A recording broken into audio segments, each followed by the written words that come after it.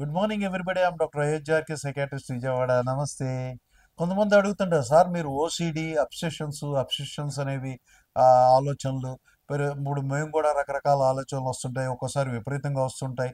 వాటన్నిటిని అబ్సెషన్స్ అనుకోవాలా? అసలు అబ్సెషన్స్ అంటే ఏంటి? దాన్ని ఎలా తెగ చేయాలి? ఇలా రకరకాలుగా అడుగుతుంటారు. రకరకాల మనిషి మానవ జీవితం జీవించినంతకాలం ఏదో ఒక ఆలోచన తప్పదు. అన్నీ అబ్సెషన్స్ కావు.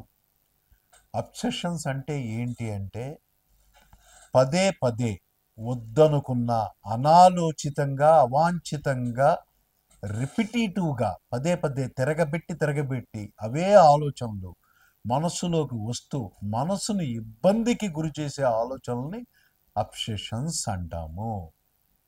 అంటే అన్వాంటెడ్, రిపిటేటివ్, ఇర్రేషనల్, అన్స్టాపబుల్ ఐడియాస్నే మనం అబ్సెషన్స్ అంటాము.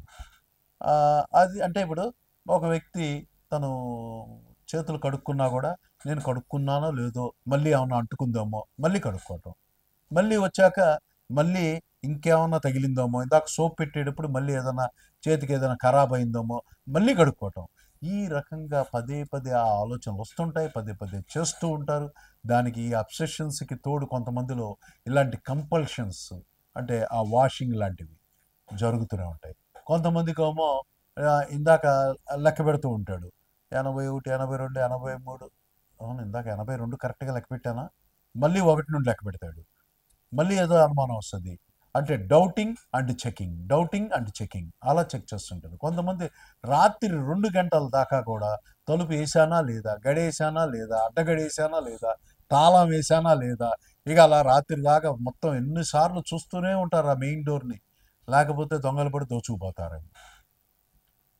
కొంతమందికి అశ్లీలమైన ఆలోచనలు వద్దనుకున్నా వస్తుంటాయి, ఇబ్బంది పెడుతూ ఉంటాయి. వావి వరుస లేకుండా కామపరమైన ఆలోచనలు వస్తుంటాయి. భగవంతుడి ముందు ధ్యానం చేస్తూ కూర్చుంటే భగవంతుడి పట్ల అశ్లీలమైన ఆలోచనలు వస్తాయి.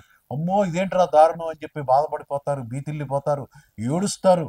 అయినా ఆలోచనలు వాళ్ళకి తెలుసు అవి తప్పుడు ఆలోచనలు అని, కానీ వాళ్ళ కంట్రోల్లో ఉండవు. వీటినే అబ్సెషన్స్ లేదా అబ్సెసివ్ ఐడియాస్ అంటాం. ఇలాంటి ఆలోచనలు మన పూర్వజన్మ సుకృతమో పూర్వజన్మ పాపమో ఫలితమో కాదు. అది వాళ్ళు చేసుకున్న తప్పు కాదు. అదొక వ్యాధి, అదొక జబ్బు. నీకు కాలు ఇరిగితే, చెయ్యి ఇరిగితే కట్టుకట్టి ఎలా నయం చేసుకుంటావో ఈ మానసికమైన జబ్బును కూడా సైకాట్రిస్ట్ దగ్గరికి వెళ్ళి చక్కగా ట్రీట్మెంట్ చేయించుకొని వైద్యం చేయించుకొని బయటికి రావచ్చు. అంతే కదా అని ఈ అశ్లీలమైన ఆలోచనలు వచ్చి కొంతమంది సెకండరీగా డిప్రెషన్కి గురై ఆత్మహత్య చేసుకున్న వాళ్ళు కూడా ఉన్నారు. అలాంటి పని చేయాల్సిన అవసరం లేదు. ఇది రుగ్మత, వ్యాధి, జబ్బు. మీ డాక్టర్ అయోధ్యార్కే సైకాట్రిస్ట్ విజయవాడ. నమస్తే.